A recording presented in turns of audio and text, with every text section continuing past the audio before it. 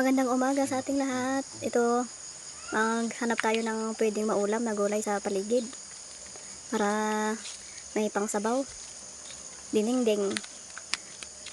Mas masarap talaga sa akin yung may sabaw sa umaga. Tapos prito, ganyan. Daanan muna natin tong fish pan na may lamang gabi. Konti lang yung laman yan na tilapia.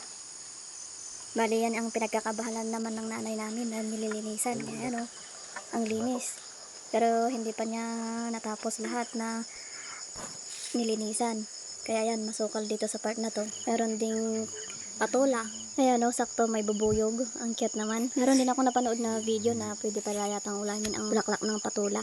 Bulaklak yan ng tigi. Anong tawag nyo dyan sa farm? Masarap din yan na ulamin. Inuulam namin yung kahoy niyan. Meron din gabi dyan. Ito na yung kasama ko. Kukuha siya ng saluyot. Ganito din po pala ang view dito sa likod ng bahay namin. Bukid talaga. Tapos ayan, kapal pa ng fog oh. Nakaka-relax.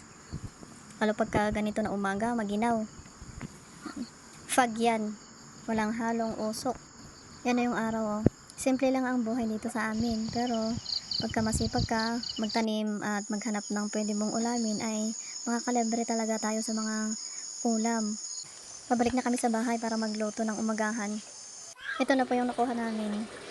Bali, hinaluan po namin ng tinapa. Ayun na oh. Luto na ang ating breakfast.